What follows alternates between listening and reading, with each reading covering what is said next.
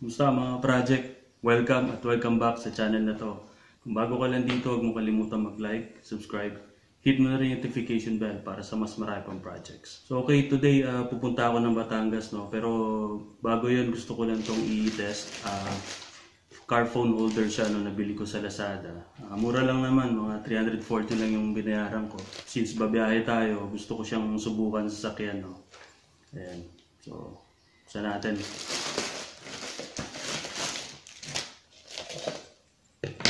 Okay, so yung nabili ko yung Basius car mount holder, no? So install natin siya real quick.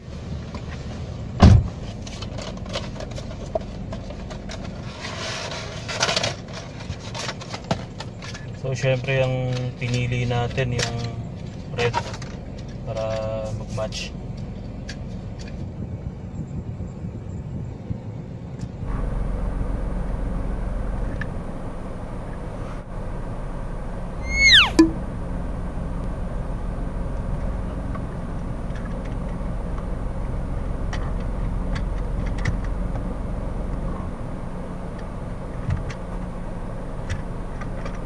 Okay, so ayaw niyang dumikit, no? Oo, nalalaglag siya.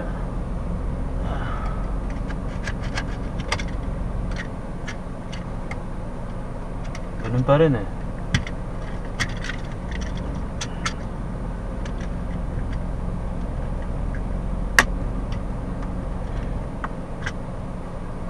So ayaw niyang kumapit.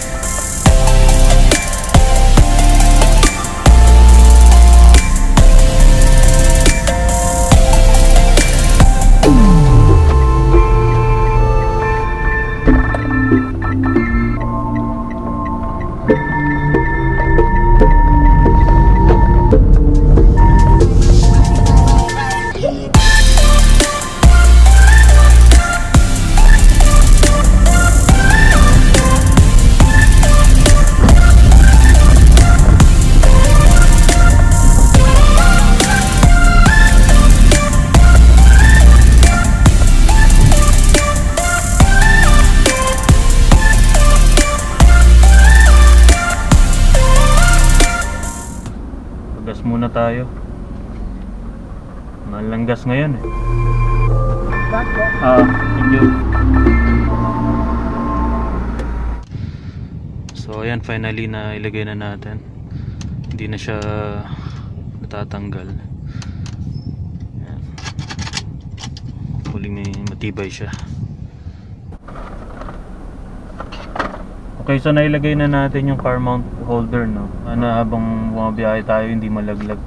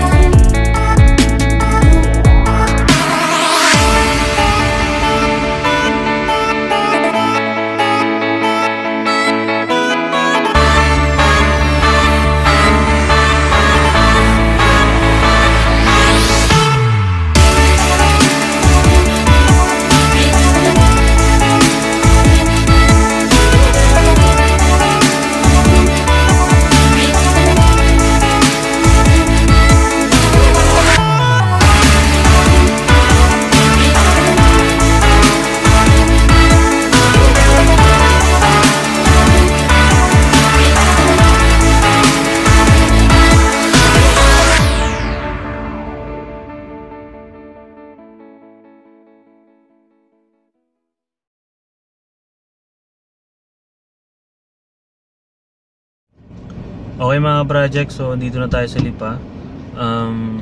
So ito na nga yung gamit natin, no? Yung Basius car mount holder. So kanina medyo nahirapan lang kung hanapan siya ng pwesto, no? sa dashboard, kung saan siya didikit. Pero ito nakahanap tayong pwesto. Habang bumabiyahe wala naman naging problema. Kumapit naman siya hanggang ngayon. Magagamit mo lang siya ng nakatayo portrait lang. So nakaganyan lang siya. Anyway, okay naman kung gumagamit ka ng mga Google Maps or ng Waze. Nasa eye level mo lang. So itong Basius car mount holder, ang tawag sa kanya ay osculum type gravity car mount. So basically ano lang naman to pag nilagyan mo siya ng bigat or ng yung cellphone nilagay mo sa holder niya, yung dalawang pang-ipit sa gilid, saka siya nagsumisikip. So isi-secure niya yung higpit sa cellphone, so kaya hindi siya malalaglag. O meron din siya multi-angle adjustment, no? So pwede mo siyang i-adjust dun sa prefer mong angulo. And meron din siyang charging hole na nasa ilalim, no, nung holder, para kahit habang gamit mo pwede mo siyang i-charge. Okay, so mga project, yan lang yung review natin, no, sa Basius car mount holder. Real quick lang yun kasi may lakad pa kami. Thanks for watching and see you on my next project. Bye. A few moments later. Okay mga project, akala natin okay na kanina, no? Kaya lang nung nainitan siya, natutok sa araw, medyo matagal. Ayan, nung ginamit na natin, ayan, natanggal na yung pagkakapit niya. It's either idikit mo ng permanent or